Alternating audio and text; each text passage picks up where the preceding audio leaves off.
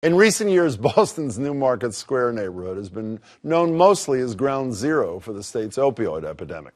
Many have gone so far as to nickname it Methadone Mile. But now, as Adam Riley shows us, a new industry is changing Newmarket's character. The blank facades of the buildings just south of Mass Ave and Melnia Cass Boulevard make it clear no one is expecting the public to drop in. But lately, there are some exceptions. From the outside, 152 Hampton Street is totally nondescript. But inside, this bright, airy space is being transformed into the future home of the Backlash Beer Company. We actually started out with a Belgian beer focus. Maggie Foley and Helder Pimentel are Backlash's co-founders.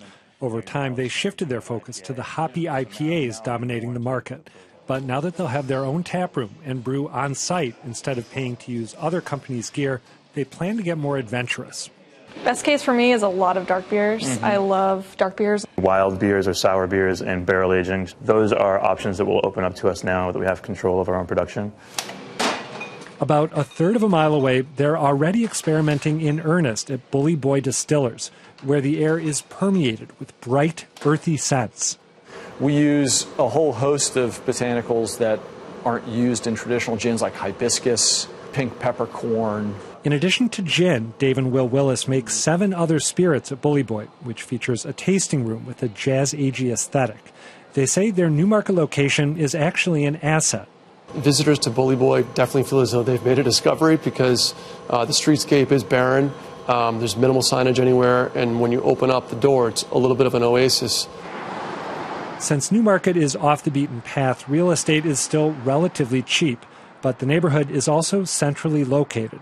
You have a mix of a neighborhood that hasn't really exploded as far as, you know, how much it costs to be here, but has so much potential, so much proximity, and this is, it was... Well, proximity is a huge part. It's, you know, $7 Uber from the South End or South 8. Yeah.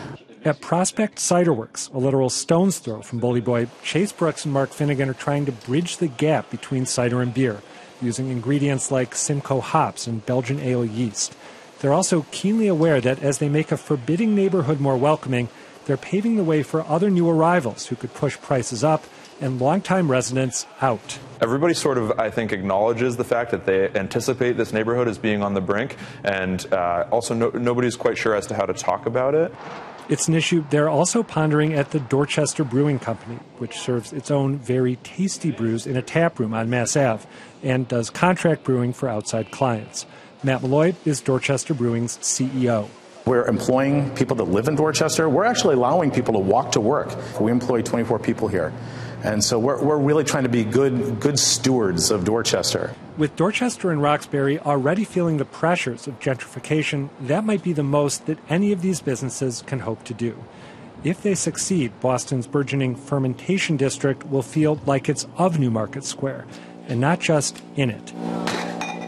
Hey, Adam. Hey, Jim. Is positivity a word? I think it is. Is it a word? I think that's right, yeah. So I love the positivity, but is it credible to argue that the location is not a liability here? I think it's credible to an extent. If you come at the sort of neighborhood where these places are setting up shop from the south, from Dorchester, the southern suburbs, or from the west, you don't go through the worst of Meth Mile. If you come from the north, like I do, and you get off at the Melnia Cass exit, then you see a lot of human misery on display. So I think for a certain range of people, it probably is an issue. I would also note, though, that the Bully Boy Distillery guys... I know those guys. They've been on the radio with us. They're really charming. The Bully Boy Distillers guys said that there was a time before the rise of Uber when they had a lot of trouble getting taxis to come pick people up. People would come by, have a few cocktails, and they couldn't get a ride home, so they would need to put them in their own cars and take them to a T-stop. I think you used the term or something like a catalyst for the G word, gentrification, this thing. Are they talking about in the immediate neighborhood and the surround? What are they talking about? Because that's something that scares the hell out of a lot of people. Yeah, I think it's something they're thinking about both in surrounding neighborhoods that are more heavily residential, that are already being hit by it, Dudley Square, the sort of the northern edges of Dorchester, but also in the neighborhood itself. Right now it's really heavily zoned for light industrial use, so it might not be an issue yet. But I could very easily imagine 5 years from now or 10 years from now a whole bunch of luxury condos setting up shop there, maybe some old businesses being pushed out. So I think it's a combination of the two. Great story. Thank you, Adam. Thanks. It's good to see you. Really appreciate it.